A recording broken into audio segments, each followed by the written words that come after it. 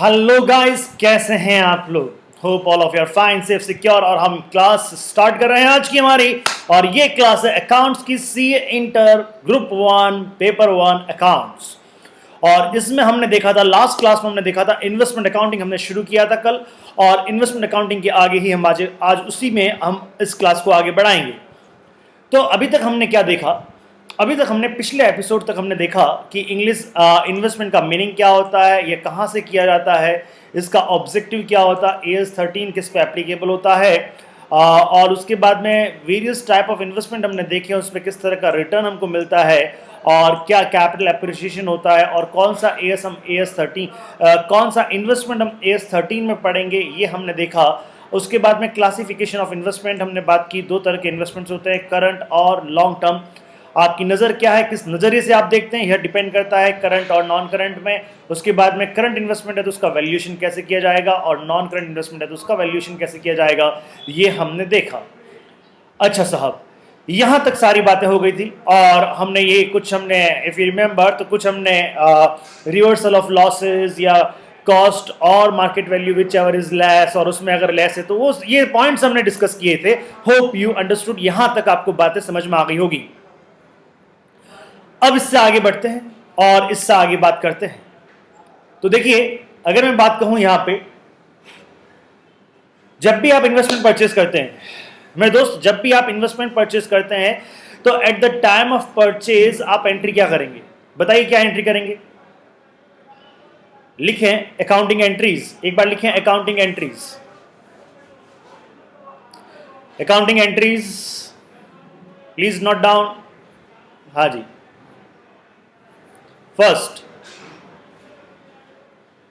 First investment purchase, first entry लिखें investment purchase.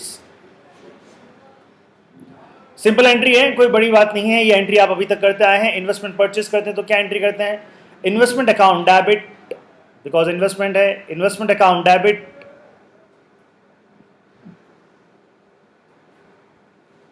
To cash oblique bank, being investment purchased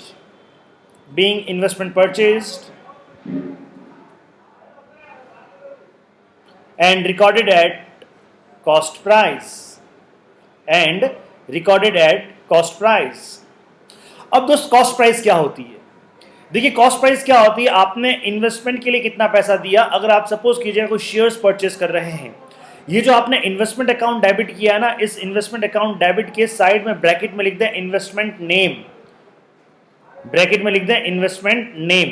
तो ये जो investment account debit to cash और bank किया है बेटा जी, इसमें इन्वेस्टमेंट के ब्रैकेट में आपने लिखा है इन्वेस्टमेंट नेम। सपोज कीजिएगा आपने रिलायंस इंडस्ट्री के शेयर्स खरीदे, तो इन्वेस्टमेंट अकाउंट डेबिट और ब्रैकेट में क्या लिखेंगे? Reliance shares of Reliance industries. Investment account debit और ब्रैकेट में क्या लिखेंगे? शेयर्स ऑफ रिलायंस इंडस्ट्रीज, यह लिखेंगे और इस अकाउंट को आप डेबिट करेंगे। अच्छा, आप मार्केट से इन्वेस्टमेंट परचेज करते हैं, मार्केट से शेयर्स परचेज करते हैं। तो बेटा जी, मार्केट से शेयर्स परचेज करते हैं तो उस समय उसमें कुछ ब्रोकरेज, कुछ टैक्सेस, सिक्योरिटी ट्रांजेक्शन टैक्सेस, कुछ ये सब भी लगते हैं।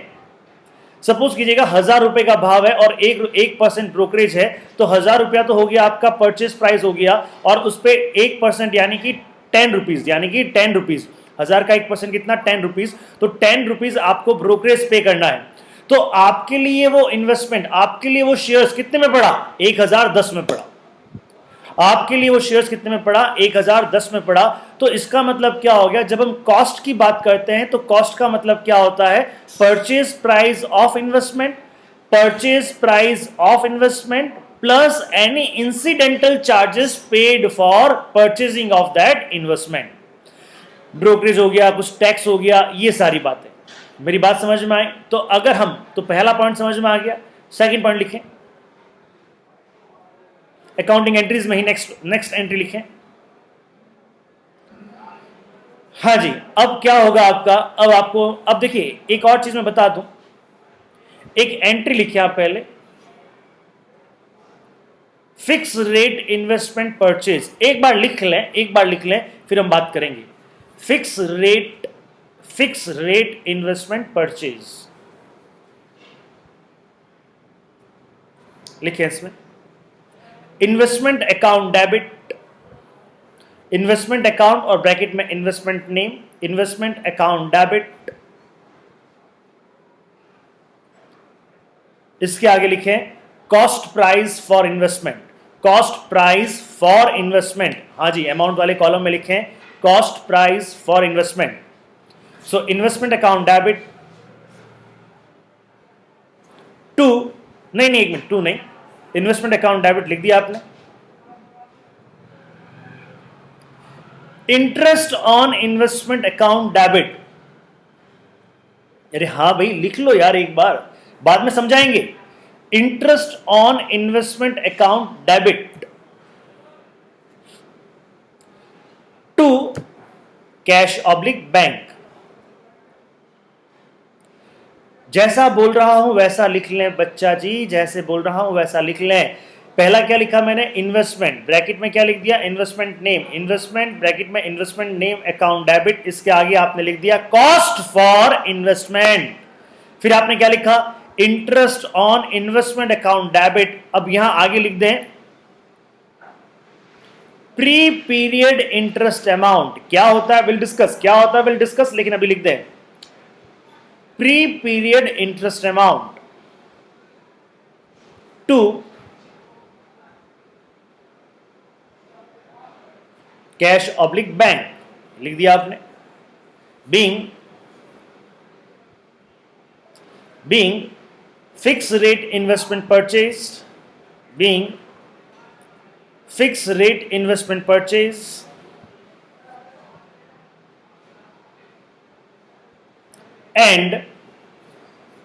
and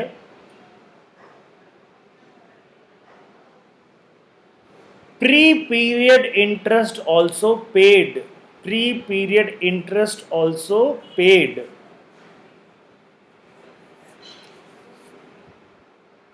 कुछ नहीं समझना है इस एंट्री में, ना दिमाग लगाना है, आपको सिर्फ लिखना है। इससे पहले वाली जो इन्वेस्टमेंट परचेज की मैंने दो एंट्री करवाई है। एक तो मैंने आपको investment account debit to bank करवाया है, एक मैंने आपको करवाया investment account debit interest on investment account debit to bank करवाया है। ये आपको पहली एंट्री समझनी है, ये दूसरी एंट्री समझने की अभी कोई दरकार नहीं है। यस, पहली सेकेंड एंट्री समझने की अभी कोई दरकार नहीं है मेरी सरकार। आपको समझ में आ रहा है ना ये बात? हाँ जी, नेक्स्ट लिखें interest received, interest received.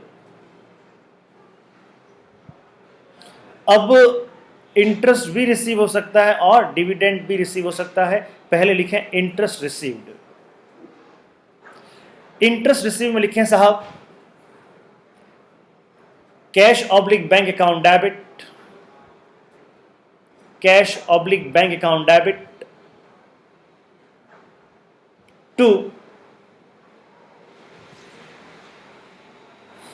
to interest on investment account, to interest on investment account।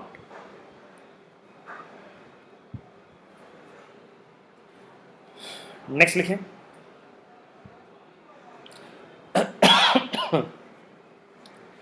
interest on investment account will be transferred, interest on investment account will be transferred to P&L account, to P&L account। हाँ जी, interest on investment account debit, interest on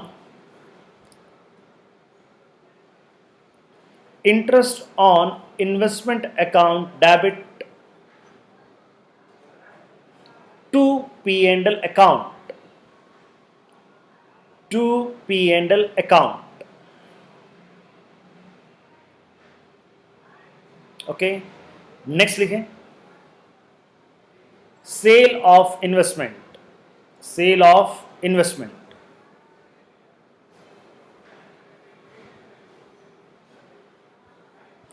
अच्छा, ये interest है ना, interest की जगह पे dividend भी हो सकता है। खैर अभी हम उसके लिए, अब खैर मैं बाद में बात करता हूँ डिविडेंड की, अभी इंटरेस्ट की बात करें, फिक्स रेट की बात करते हैं। हाँ जी, क्या पॉइंट है अपना, सेल ऑफ इन्वेस्टमेंट अकाउंट, क्या है बेटा? सेल ऑफ इन्वेस्टमेंट, सॉरी, इसकी एंट्री करें। बैंक अकाउंट डेबिट, बैंक या cash account debit,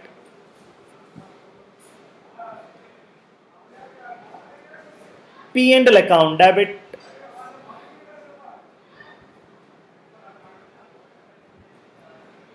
P and L account debit में लिखते हैं if loss to investment account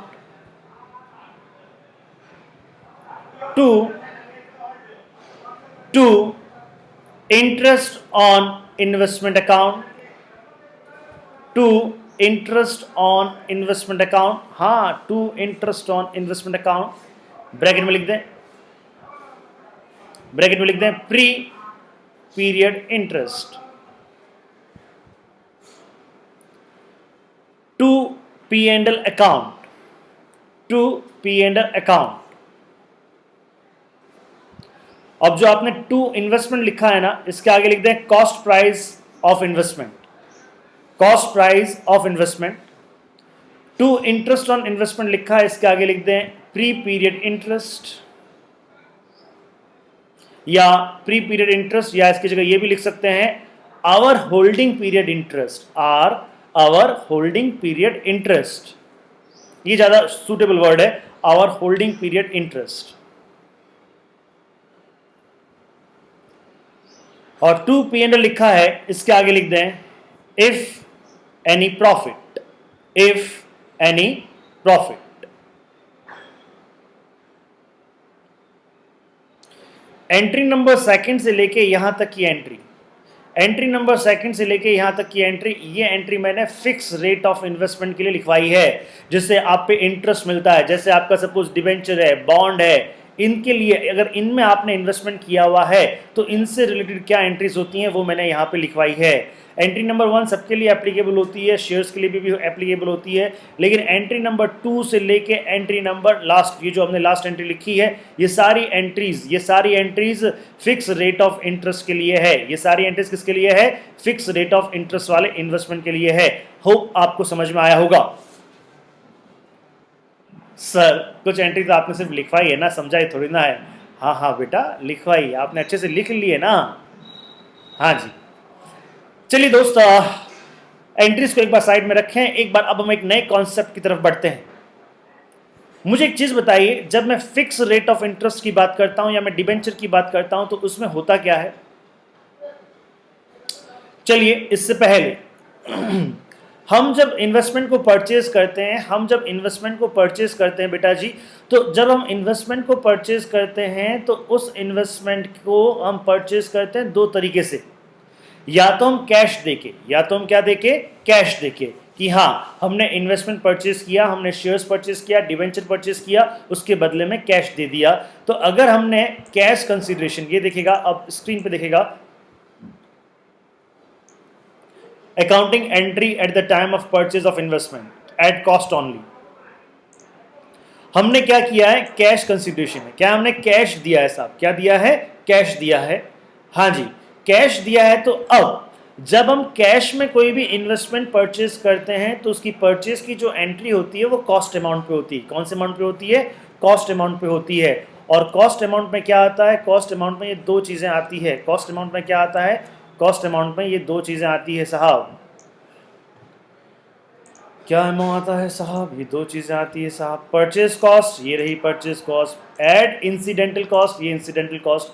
अब देखिए ये आपको यहाँ पे लिखना है, मैं कह रहा हूं ये आपको लिखना है, बट हाँ ये जो एंट्रीज लिखी है ना, अब एंट्री का एक काम करना, एंट्री के साथ में एक पेज छोड़ देना, एंट्री के साथ में एक पेज और छोड़ देना, जहां पे कोई और एंट्रीज आएंगी वो हम लिख लेंगे, और उसके बाद वाले पन्ने से ये स्टार्ट कर देना, उसके बाद वाले पेज से ये लिखना स्टार्ट कर देना, accounting entries at the time of purchase of investment at cost only, और ये चीज लिखनी है आपको। Less pre acquisition income only when it includes in the only when it is included in purchase cost, only when it is included in purchase cost।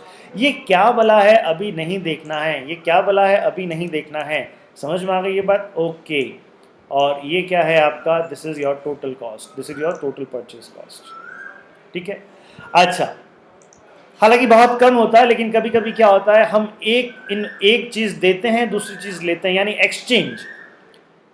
मैंने अपना ये mobile phone दे दिया, मैंने अपना एक मोबाइल फोन दे दिया, और आपके पास में जो शेयर्स थे वो मैंने ले लिए। तो अब उन शेयर्स के लिए परचेज कॉस्ट क्या मानी जाएगी? तो ऐसी कंडीशन में मैं इस मोबाइल फोन की आज की वैल्यू चेक करूंगा। इस मोबाइल फोन की आज की वैल्यू क्या है, इसका फेयर मार्केट वैल्यू क्या है। इसका जो फेयर मार्केट वैल्यू होता है ना बेटा, वह फेयर मार्केट वैल्यू क्या हो जाता है? वो जो शेयर्स मैंने परचेज किए हैं, वो जो शेयर्स मैंने परचेज किए हैं, उन शेयर्स का वो क्या हो जाएगा? उन शेयर्स का वो प्राइस हो जाएगा। सपोज आज की डेट में ये मोबाइल फोन 5000 रुपीज में मार्केट में मिल जाएगा। इसको अगर मैं सेल करूं तो सपोज करो 5000 में मिल जाएगा। हाँ हाँ बेटा, बहुत जने कहोगे सर हमको दे दो, हमको दे दो। अरे नालायक, मैं तो सिर्फ एग्जांपल ले रहा हूँ। चलो 5 की जगह 50 कर लो। अब आ जाओ, सपोज आज इस फोन को अगर मैं मार्केट में सेल करता हूँ तो 50,000 रुपया आ जाता है। तो बेटा जी, अब जो मैंने आपसे शेयर्स परचेज किए हैं ना, उस शेयर्स को मैं अपनी बुक्स में कितने में दिखाऊंगा? 50,000 में दिखाऊंगा। कितने में दिखाऊंगा? 50,000 में दिखाऊंगा। अब मान लो कि जो मैंने एसेट्स दिया, इस एसेट्स की मार्केट वैल्यू मेरे को पॉसिबल नहीं है निकालना। इस एसेट्स की मार्केट वैल्यू पॉसिबल नहीं है निकालना, तो मैं क्या करूंगा? तो जो शेयर्स आ रहे हैं, जो आपने मेरे को शेयर्स दिए हैं, उन शेयर्स की वैल्यू मैं निकालूंगा। और वो वैल्यू कैसे निकालेंगे? It's none of our business, अभी हमारा काम नहीं है वो। उन शेयर्स की वैल्यू मैं निकालूंगा, और उन शेयर्स की जो वैल्यू होती है, उस वैल्यू पे मैं अपनी अकाउंटिंग कर लूंगा। बात समझ में आई आपको? अगर कॉस्ट है, मेनली क्या होता है? मेनली कैश कंसिडरेशन ही होता है। हमारा क्वेश्चन कैश कंसिडरेशन का ही आएगा।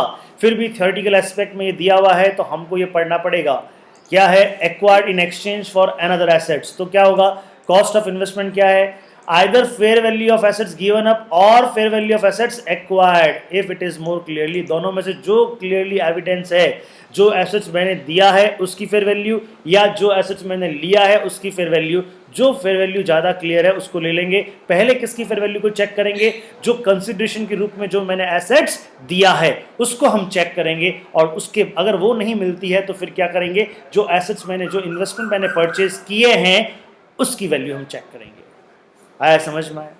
चलिए, ओके गाइज, आपको समझ में आया होगा ये चीज। हम आगे बढ़े। पहले बोलो यार, सब बोलो, आगे बढ़े या नहीं बढ़े? बढ़ो सर, बढ़ो, आगे बढ़ो। हम तो कहते हैं और थोड़ा फास्ट हो जाओ। हो रहा हूं बेटा, हो रहा हूं। चलिए, यहां तक की सारी बातें करने के बाद अब हम एक मेन मुद्दे पे आते हैं, अकाउंटिंग के मुद्दे पे आते हैं। मेन मुद्दे का मतलब क्या? अब हम किस मुद्दे पे आते हैं? अकाउंटिंग के मुद्दे पे आते हैं। आइए बात करें। हाँ जी, अब मैं पहले देखिएगा, इन्वेस्टमेंट जो हो सकता है, इन्वेस्टमेंट अलग अलग तरह का इन्वेस्टमेंट हो सकता है। Investment in fixed rate of interest securities, investment in shares, investment in bonds, investment in bond पे भी इंटरेस्ट मिलता है। हम यहाँ पे दो तरह के इन्वेस्टमेंट पढ़ेंगे। पहला इन्वेस्टमेंट होगा investment in the fix rate of interest securities, जिसमें डिबेंचर्स, म्यूचुअल फंड भी कभी कभी इंटरेस्ट देता है, डिबेंचर्स, और मेनली हम जो कंसीडर करेंगे डिबेंचर्स और बॉन्ड पे। तो पहले आज हमारी जो सारी बातें होगी, ये सारी बातें इस पे कॉन्सेंट्रेट होगी। आज हमारी सारी बातें इस पे कॉन्सेंट्रेट होगी। समझ में आ रही है बात? अच्छा, जब फिक्स रेट ऑफ इंटरेस्ट होता है, चाहे मैं कहता हूं डिबेंचर, क्या कह रहा हूं मैं? डिबेंचर। सपोज कीजिएगा ए लिमिटेड ने अपने डिबेंचर इश्यू किए, और जब डिबेंचर इश्यू किया जाता है तो उसी समय उसका रिडेम्पशन पीरियड भी डिसाइड कर लिया जाता है। जब डिबेंचर इश्यू किया जाता है तो कंपनी आपको यह भी बोलती है कि इस डिबेंचर का हम रीपेमेंट आपको कितने साल बाद में करेंगे, तथा इस डिबेंचर पे रेट ऑफ इंटरेस्ट कितनी रहेगी। और साथ ही साथ में यह भी बताया जाता है कि वह जो इंटरेस्ट है वह इंटरेस्ट कौन सी डेट पे मिलेगा। इंटरेस्ट 1 साल के अंदर मिलता है और वह कंपनी पे डिपेंड करता है। वह कंपनी चाहे तो क्वार्टरली इंटरेस्ट पे कर सकती है, हाफ ईयरली इंटरेस्ट पे कर सकती है या ईयरली इंटरेस्ट पे कर सकती है, लेकिन 1 साल के अंदर अंदर कंपनी को इंटरेस्ट पे करना होगा। तो जब भी कोई कंपनी ऐसा कोई इन्वेस्टमेंट, ऐसा कोई डिबेंचर, ऐसा कोई सिक्योरिटी इश्यू करती है जिसपे फिक्स रेट ऑफ रिटर्न होता है, यानी कि इंटरेस्ट बियरिंग सिक्योरिटी यदि किसी कंपनी के द्वारा इश्यू की जाती है, मेरे बच्चे समझ में आ रहा होगा तुझको? हाँ जी, क्या कह रहा हूं? यदि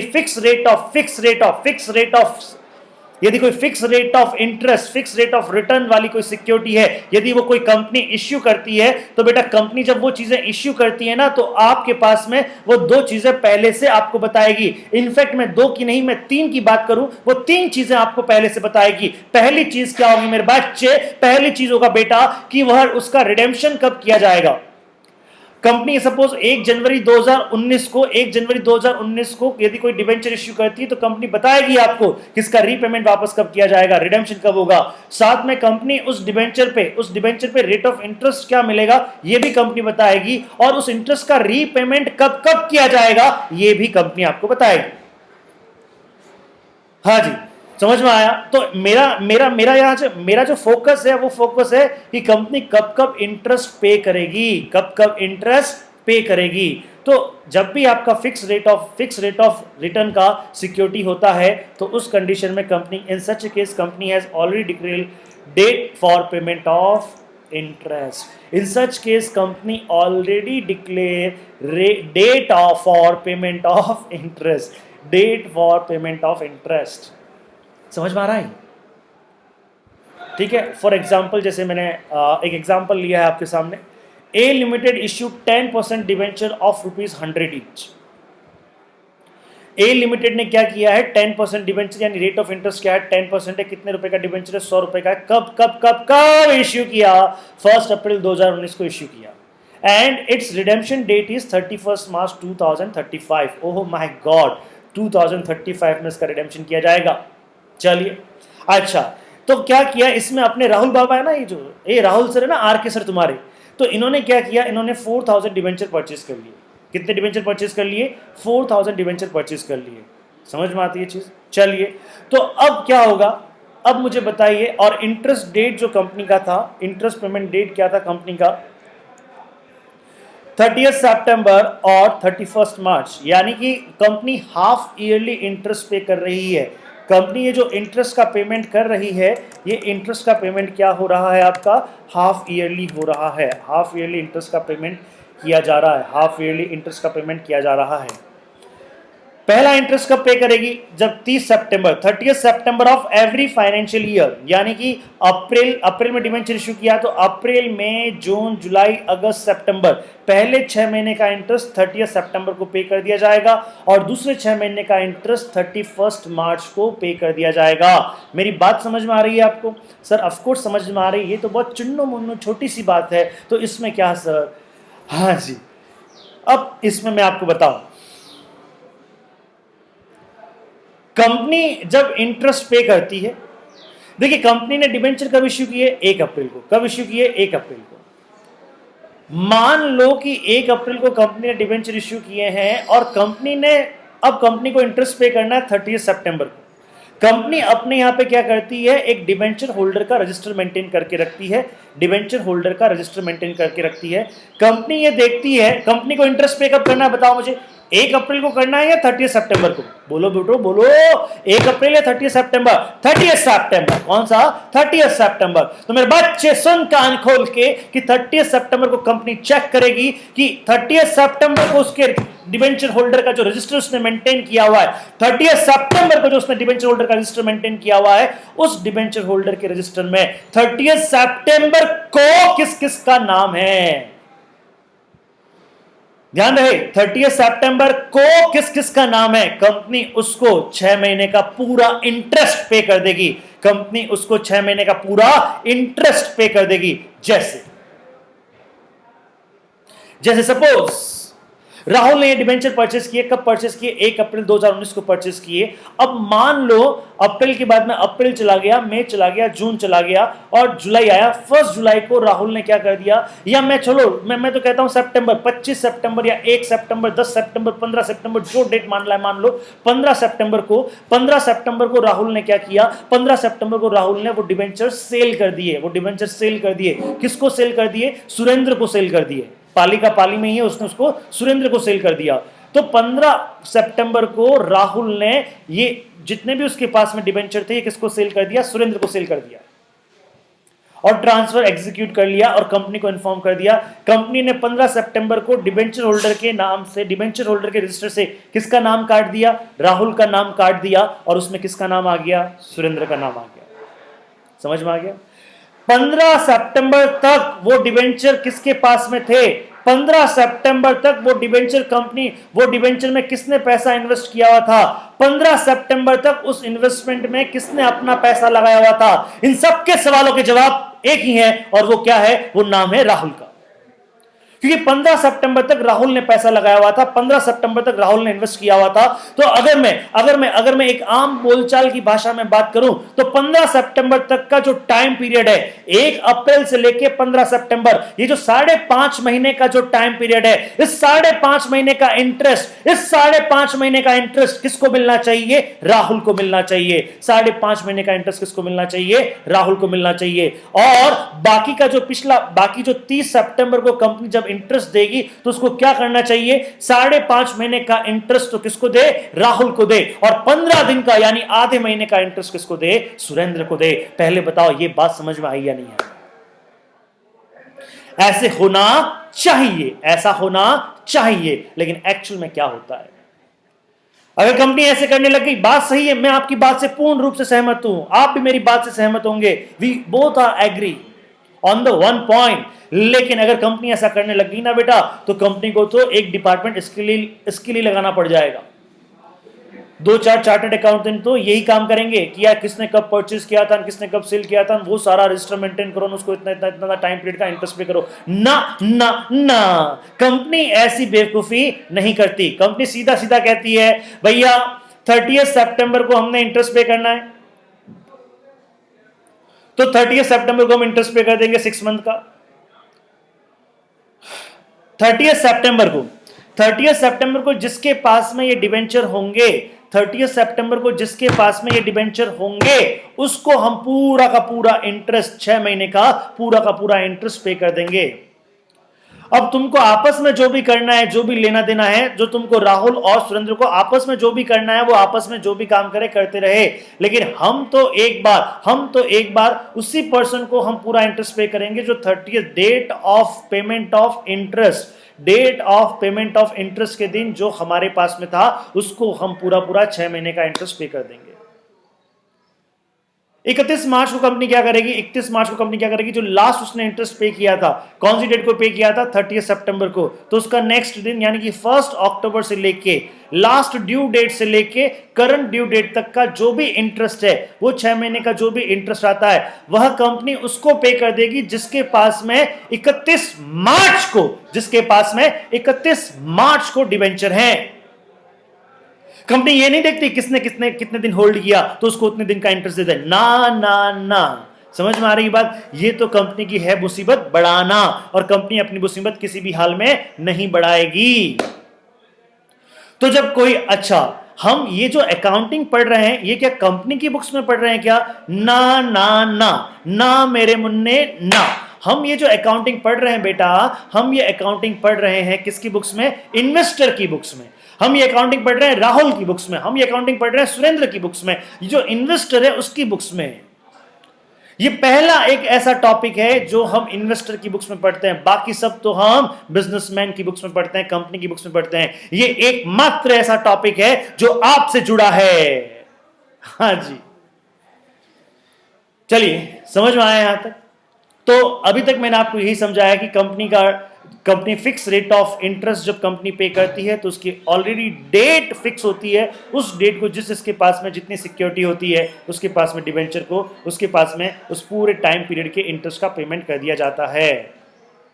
हाँ जी, होप यू अंडरस्टूड। चलिए, अब देखिए, तो जब यहां पे अगर मैं बात करूं कि यहां पे बात कहें 1 अप्रैल को इन भाई साहब ने, किन्होंने, राहुल ने डिबेंचर परचेस किए थे, तो उस समय कितने परचेस किया होगा? पहली बार है, ये प्राइमरी मार्केट है। जब आप डायरेक्ट कंपनी से परचेस करते हैं तो प्राइमरी मार्केट है, और जब आप स्टॉक एक्सचेंज से परचेस करते हो तो वो आपका सेकेंडरी मार्केट होता है।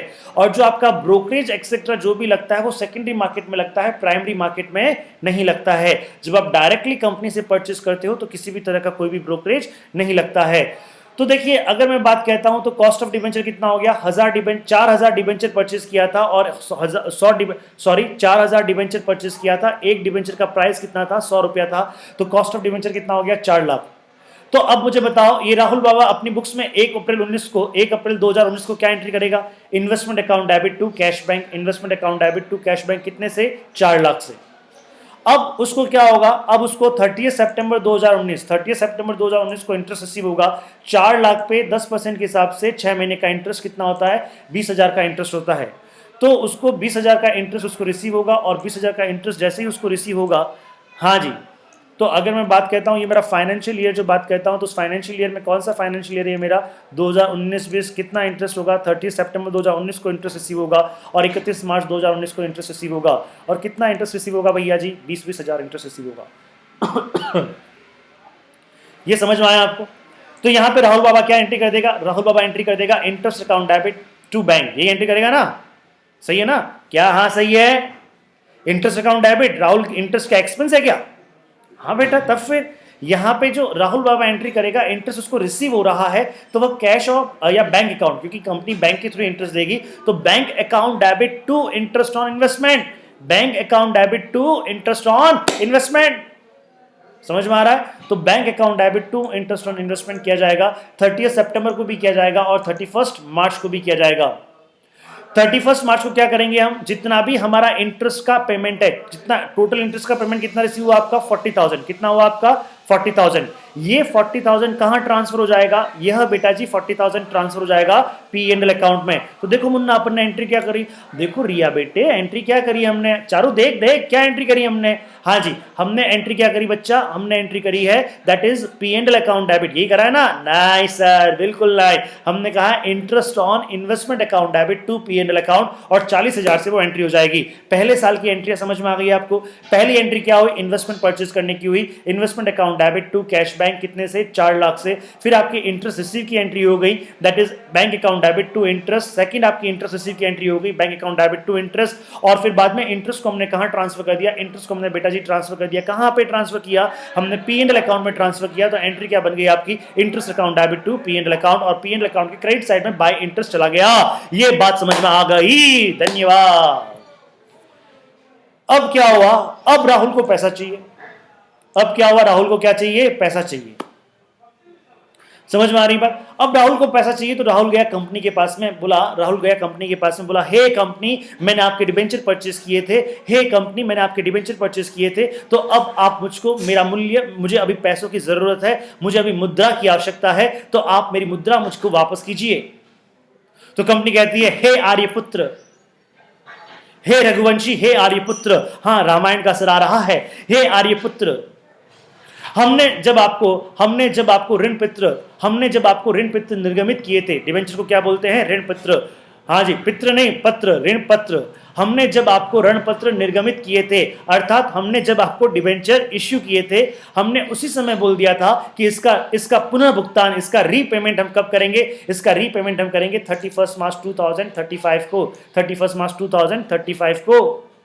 यानी कंपनी कह रही है हे आर्यपुत्र, हो रघुवंशी, हमने जब इन ऋण पत्रों का निर्गमन किया था, उसी समय हमने आपके सामने यह बात प्रस्तुत कर दी थी, यह बात आपके समक्ष हमने यह बात रख दी थी कि इसका पुनः भुगतान कब किया जाएगा? इसका पुनः भुगतान किया जाएगा 31 मार्च 2035 को। और अभी तो आप 2019-20 हुआ है, अभी तो 2020 चल रहा है, 2020-21 चल रहा है, और आप अभी पैसा लेने के लिए आ गए। हे आर्यपुत्र, हम अभी आपको पैसा नहीं दे सकते, हम अभी आपको पैसा नहीं दे सकते। मेरी बात समझ में आई? यस। अगर आप if you are going to the company, अगर आप गोइंग कंपनी के पास में जा रहे हैं to recover the money before the maturity date, तो कंपनी आपको पेमेंट नहीं करेगी। तो अब राहुल के पास में क्या ऑप्शन रहेगा? Rahul will sell the goods, Rahul will sell these investment, Rahul will sell these investment, Rahul will sell these investment. क्या सेल करेगा? वो मार्केट में सेल करेगा। चलो मान लेते हैं कि Rahul sold investment to Surendra 100 rupees में और 1% ब्रोकरेज में, ठीक है ना, 1% ब्रोकरेज लगा, उसने सेल किया। अब मैं यहां पे जो अभी समझा रहा हूं, मैं प्रॉफिट लॉस सेल ये बातें नहीं समझा रहा। अब मुझे बताइए, अब इसकी अगली डेट कौन सी आएगी? हाँ जी, सबसे पहले बताइए यहां पे, अगर मैं सुरेंद्र की बात कर रहा हूं, सबसे पहले मैं सुरेंद्र की बात कर रहा हूं। सुरेंद्र के लिए परचेज कॉस्ट क्या होगी? सुरेंद्र के लिए परचेज कॉस्ट क्या होगी? तो सुरेंद्र के लिए परचेज कॉस्ट क्या होगी? देखिए, एक तो उसने क्या दिया, 100 रुपया दिया। किसके लिए 100 रुपया दिया? मान लो मैं इस पॉइंट को आप ये समझो, राहुल ने सुरेंद्र को बेचा है और सुरेंद्र ने उसको परचेज करने के लिए क्या दिया? 100 रुपया तो डिबेंचर का दिया प्लस 1% ब्रोकरेज दिया। 100 रुपया तो आप इसको ऐसा समझें, Rahul sold these investment in the market, Rahul sold these investment in the market and Surendra purchase this investment from the market at the rate of 1% brokerage. तो सुरेंद्र की बात करें तो सुरेंद्र का क्या हो गया? यहां पे 100 रुपीज सुरेंद्र का कॉस्ट लग गया और इंसिडेंटल चार्जेस क्या? ब्रोकरेज। इंसिडेंटल चार्जेस क्या? ब्रोकरेज। ब्रोकरेज कितना है बेटा? 1% 1 रुपया। तो यहां पे अगर मैं बात कहूं तो सुरेंद्र के लिए टोटल कॉस्ट कितनी हो गई? सुरेंद्र के लिए टोटल कॉस्ट कितनी हो गई? 101 रुपया। सुरेंद्र के लिए टोटल कॉस्ट कितनी हो गई? 101 रुपया। अब मुझे एक चीज बताइए, अब जब अगली डेट 30 सितंबर 2020 आएगी, जब 30 सितंबर 2020 आएगी तो ऐसी कंडीशन में मुझे बताइए 30 सितंबर 2020 को डिबेंचर होल्डर कौन है? राहुल है या सुरेंद्र है? सुरेंद्र है साहब। कौन है? सुरेंद्र है। तो अब यहां पे अगर मैं देखूं तो यहां पे देखिएगा सुरेंद्र है। कौन है? सुरेंद्र है। तो अब अगर मैं देखूं तो यहां पे कंपनी जब 30 सितंबर 2020 को जब कंपनी इंटरेस्ट पे करेगी तो एंटायर इंटरेस्ट 6 महीने का इंटरेस्ट वो किसको पे कर देगी बेटा? वो सुरेंद्र को पे कर देगी। अब 30 सितंबर को जब राहुल जाएगा सुरेंद्र के पास में, क्योंकि देखो 30 जून तक का इंटरेस्ट बेसिकली क्या होना चाहिए था? एक्चुअली व्हाट शुड हैपन कि 3 महीने का इंटरेस्ट किसको मिलना चाहिए था? राहुल को। और 3 महीने का इंटरेस्ट किसको मिलना चाहिए था? सुरेंद्र को मिलना चाहिए था। 3 महीने का इंटरेस्ट किसको मिलना चाहिए था? सुरेंद्र को मिलना चाहिए था। ये तो होना चाहिए था, लेकिन एक्चुअली हुआ क्या? एक्चुअल में तो ये तो नहीं हुआ, तो ये हो गया। What should be happen? ये होना चाहिए था, क्योंकि 30 जून तक का इंटरेस्ट, 30 जून तक का पैसा किसका लगा हुआ था? राहुल का। और उसके बाद में किसका पैसा था? सुरेंद्र का। तो 3-3 महीने का इंटरेस्ट दोनों ले लेते तो सही रहता। लेकिन कंपनी ऐसा नहीं करती, अपनी मुसीबतें नहीं बढ़ाती। कंपनी ने सारा पैसा किसको पे कर दिया? राहुल को पे नहीं किया। और सारा पैसा किसको पे कर दिया? कंपनी ने इंटरेस्ट का सुरेंद्र को पे कर दिया। अब समझो 30 सितंबर को सुरेंद्र के पास में 6 महीने का इंटरेस्ट आ गया। सुरेंद्र का हक कितना है उस पर? 3 महीने का। तो अब राहुल दौड़ा आया, राहुल सुरेंद्र के पास में दौड़ा आया और बोला, हे सुरेंद्र मेरे वत्स, हे सुरेंद्र मेरे मित्र, आपको जो 6 महीने का, आपको जो 6 मंथ का इंटरेस्ट मिला है, the amount of interest which you have receive for the 6 month, in this amount out of this amount it's my हक, मेरा हक, it's yes, my portion is relate to the first 3 month, April to 30 June. तो ये 3 महीने का जो interest है ये आप मुझे दे दें। तो आपको ये जो 20,000 रुपया मिला है, आपको कितना मिला है? 20,000 रुपया जो आपको मिला है, इस 20,000 में से 10,000 रुपया आप मेरे को दे दें। कौन कह रहा है? राहुल कह रहा है। किसको कह रहा है? सुरेंद्र को कह रहा है। राहुल सुरेंद्र को कह रहा है कि हे मेरे दोस्त, ये जो 6 महीने का आपको जो इंटरेस्ट मिला है, इस 6 महीने के इंटरेस्ट में से 3 महीने का इंटरेस्ट तो मेरा है, तो ये 3 महीने का इंटरेस्ट आप मेरे को दे दो। ये मैं नहीं हंस रहा, ये सुरेंद्र हंस रहा है। ये मैं नहीं हंस रहा, ये सुरेंद्र हंस रहा है। और सुरेंद्र कहता है, वाह मुन्ना वाह, अब जब पैसा हमारे पास आया तो तुम इसको भी लेने चले आए। अरे अगर ऐसा ही था तो तुमको पहले बेचने के समय कहना चाहिए था कि ये 3 महीने का इंटरेस्ट भविष्य में मैं लूंगा। उस समय तो तुमने कुछ बोला नहीं, और अब जब मुझे इंटरेस्ट मिला है तो आ गए थोड़े इंटरेस्ट मांगने। नहीं, तुम मेरे दोस्त हो तो तुम घर पे बैठो, चाय पियो, मैं तुम्हें नाश्ता करवाता हूं, लेकिन पैसों के मामले में कोई भी दोस्ती नहीं नहीं नहीं। पैसा है मुझको सबसे बड़ा प्यारा, इसके मामले में मुझे दोस्त भी ना है गवारा। तो अब बेटा देखो, ये जो 6 महीने का इंटरेस्ट है, ये तो पूरा का पूरा इंटरेस्ट मैं इज लेऊंगा। ये तो 6 महीने का जो इंटरेस्ट है, ये 6 महीने का इंटरेस्ट पूरा पूरा मैं इज लेऊंगा, मैं तुमको नहीं देने वाला। अगर तुमको ये लेना था, कुछ भी कहना था, तो ये बातें उस समय करते। कब करते? 30 जून को ये बात करते। कब करते बेटा जी? 30 जून 2020 को बात करते, जब तुमने मेरे को ये माल बेचा था, उस समय तुमको ये बात करनी थी। राहुल कहता यार मैं तो दोस्त हूं, मेरा ना दोस्त और ना दोस्त, दोस्त ना रहा, प्यार नहीं रहे, प्यार तो हम बात नहीं करेंगे, दोस्त नहीं रहा, पैसों के लिए दोस्त पराया हो गया। यही जगत की रीत है।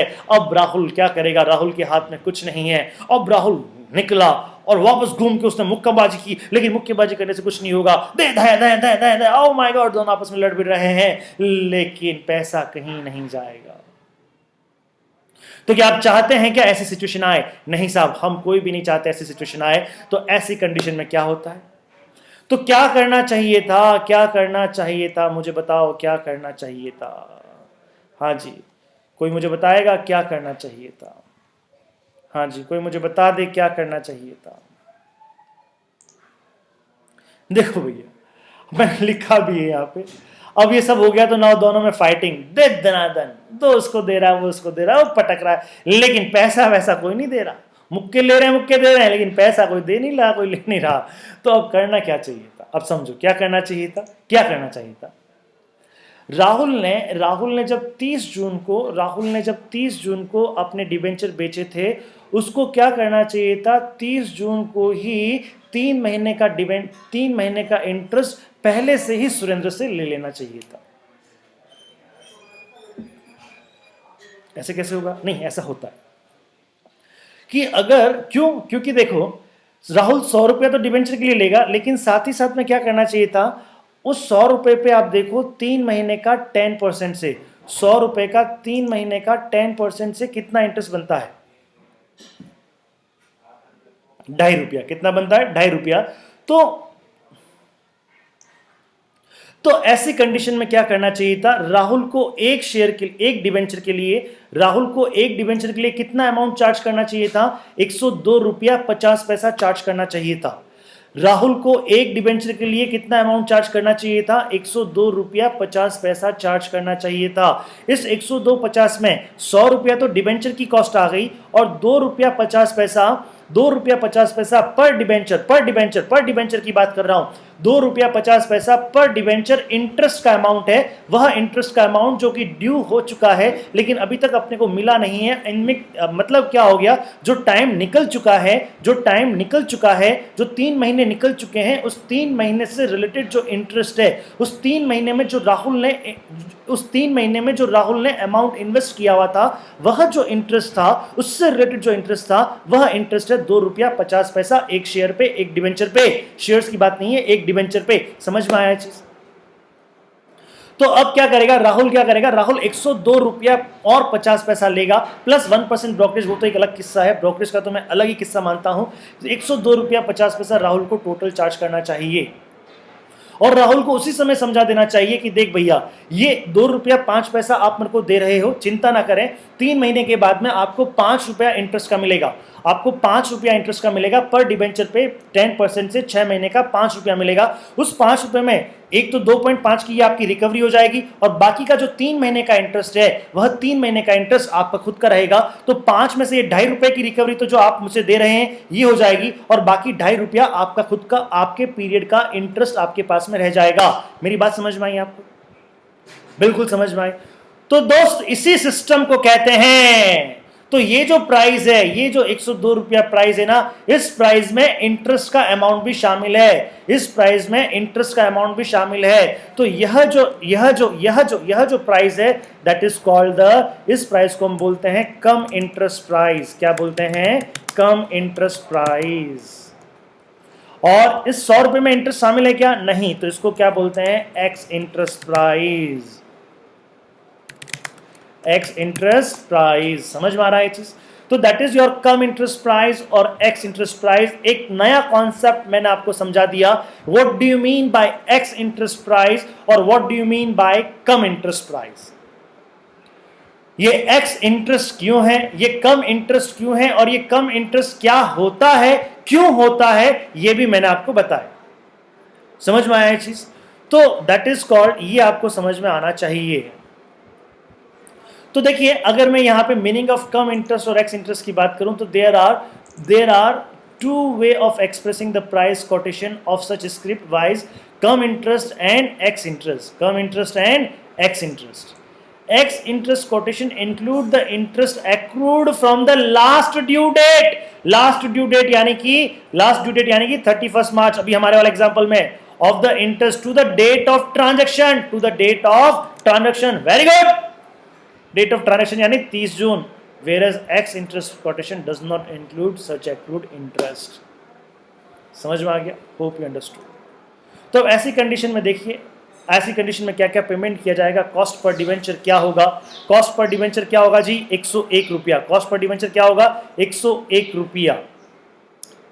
101 रुपया क्यों साहब? अरे क्योंकि वो समझो 100 रुपया एक्स इंटरेस्ट प्राइस उसने परचेस किया था, कॉस्ट 100 रुपये में परचेस किया था, और 1 रुपया उसमें ब्रोकरेज था, तो 100 + 1 कितना हो गया? 101। 100 + 1 कितना हो गया आपका? अब मैं इन दोनों को मिक्स कर रहा हूँ, अब मैं क्या कर रहा हूँ? इन दोनों को क्या कर रहा हूँ? मिक्स कर रहा हूँ। समझ में आ रही बात? तो 101 रुपया तो किसके लिए हो गया आपका? हाँ जी, 101 रुपया आपका हो गया किसके लिए? डिबेंचर के लिए। कॉस्ट के लिए किसके लिए हो गया? डिबेंचर के लिए हो गया। तो यहाँ पे टोटल अमाउंट कितना आ जाएगा? दैट इज 4,04,000 रुपया कॉस्ट ऑफ डिबेंचर। ये क्या है? एक तरह से total cost of debenture, total cost of 4,000 debenture, total cost of 4,000 debenture. समझ में आ रहा है चीज? अच्छा साहब, इंटरेस्ट का पेमेंट कितना किया आपने? इंटरेस्ट का पेमेंट किया 2.5 के हिसाब से। कितना इंटरेस्ट का पेमेंट किया आपने? ये कौन पेमेंट कर रहा है? सुरेंद्र पेमेंट कर रहा है। तो सुरेंद्र ने 4,04,000 तो किसके लिए दिया? 4,04,000 तो बेटा जी किसके लिए दिया? 4,04,000 तो दिया कॉस्ट के लिए। किसके लिए दिया बेटा?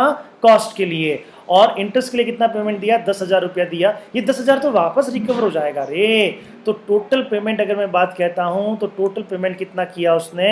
4,14,000। सुरेंद्र ने टोटल पेमेंट कितना किया? 4,14,000। 4,14,000, 4,14,000 paid by Surendra. 4,14,000 paid by Surendra. अब इसमें क्या क्या है वन्ना? इसमें डिवेंचर के लिए कितना पे किया? डिवेंचर के लिए पे किया सर 4,04,000। इंटरेस्ट के लिए कितना पे किया? इंटरेस्ट के लिए पे किया सर 10,000। ये कौन से इंटरेस्ट के लिए पे किया? जब सुरेंद्र ने ये स्क्रिप्ट परचेज किया 30 जून के लिए, तो उससे पहले का जो टाइम पीरियड था, उस टाइम पीरियड में किसी और के द्वारा ये सिक्योरिटी रखी गई थी, तो उस समय का इंटरेस्ट उसको मिलना चाहिए। हम किसी का हक नहीं मारते, उस समय का इंटरेस्ट उस प्रीवियस ओनर को मिलना चाहिए। तो ये 10,000 रुपए का इंटरेस्ट भी हमने उसको आज ही पे कर दिया, हमको ये इंटरेस्ट आगे वाले टाइम में मिलेगा। समझ में आया? और टोटल पेमेंट कितना किया आपने? That is called the 4,14,000। अब आइए, अब रजिस्टर में देखिएगा एंट्री नंबर, रजिस्टर में देखिएगा एंट्री नंबर 2। एंट्री नंबर 2 जो आपका है, आपने क्या किया? एंट्री नंबर 2, एंट्री नंबर 2 किया आपने इन्वेस्टमेंट अकाउंट डेबिट। कितने से? 4,04,000 से। कॉस्ट ऑफ इन्वेस्टमेंट है। अच्छा, interest on investment account debit pre period interest, ये आ गया 10,000। तो investment second entry investment account debit 4,04,000। उसके बाद में interest on investment account debit 10,000। तो मेरे यार टोटल टू बैंक कितना? 4,14,000। समझ में आया आपको? Hope you understood. अच्छा, तो हमारे जब हम इन्वेस्टमेंट अकाउंट बनाएंगे ना, तो इन्वेस्टमेंट अकाउंट में क्या होता है? ये जो कॉस्ट और इंटरेस्ट, इसका कॉलम एक साथ बनाते हैं, कॉस्ट और इन्वेस्ट। ये यहां पे देखिए, अगर मैं बात कहता हूं, अच्छा मुझे बताइए, ये जो इसमें 3 कॉलम होते हैं, वो 3 कॉलम अभी आपको समझने पड़ेंगे। उसको हम इन्वेस्टमेंट अकाउंट में कैसे पुट करेंगे, हम बाद में देखेंगे। लेकिन अभी ये 3 कॉलम को समझते हैं। ये 3 कॉलम क्या क्या होता है? यस, डेबिट में भी 3 कॉलम होते हैं, क्रेडिट में भी 3 कॉलम होते हैं। 3 कॉलम कौन कौन सा? पहला कॉलम है फेस वैल्यू या क्वांटिटी का, फिर सेकंड क्या है? इंटरेस्ट का, दूसरा क्या है? कॉस्ट का। तो अगर मैं इसी ट्रांजैक्शंस को अगर मुझे यहाँ पे पिरोना हो, इसी ट्रांजैक्शंस को मुझे इन 3 कॉलम में लिखना हो, तो मैं क्या क्या लिखूंगा? हाँ जी, मेरा फेस वैल्यू है, क्वांटिटी कितना है, यहां पे क्या लिखूंगा मैं, यहां पे मैं लिख सकता हूं बेटा जी, यहां पे मैं लिख सकता हूं या तो मैं क्या लिख सकता हूं, फेस वैल्यू कितना है 4 लाख और क्वांटिटी कितना है 4000। इंटरेस्ट कितना है बेटा, इंटरेस्ट इसका 10,000। कितना इंटरेस्ट पे किया मैंने 10,000 और मैंने कॉस्ट ऑफ डिवेंचर कितना पे किया 4,04,000। तो ये यहां पे मैं कितना लिख दूंगा 4,04,000। यानी मैंने 4,14,000 को एक साथ नहीं लिखा, 4,14,000 को एक साथ नहीं लिखा। ये जो सुरेंद्र मैंने यानी सुरेंद्र 4,14,000 किस किस के लिए दे रहा है, 10,000 तो वो इंटरेस्ट के लिए दे रहा है, तो 10,000 इंटरेस्ट के कॉलम में लिखेगा और 4,04,000 वो डिबेंचर के लिए दे रहा है, तो 4,04,000 वो डिबेंचर में लिखेगा। तो इस तरह से वो लिखा जाएगा, समझ में आया, इस तरह से वो लिखा जाएगा। ऑलवेज ध्यान रहे, हमें ध्यान रहे। अब हम जब क्वेश्चंस करेंगे, यहां तक आज की क्लास में यहीं तक समाप्त करता हूं। एक बार आज इस पूरी क्लास को आप रिवाइज करें, ऊपर से लेके नीचे तक सारी क्लास को आप रिवाइज करें, ये सब कुछ नोट करें और उसके बाद में मैं अब नेक्स्ट क्लास से मैं आपके क्वेश्चन स्टार्ट कर दूंगा। कल मैं आपको एक अच्छा सा प्यारा सा क्वेश्चन करवाऊंगा और क्वेश्चन करवाने के बाद में मैं आपको होमवर्क भी दे दूंगा। थैंक यू, जय हिंद।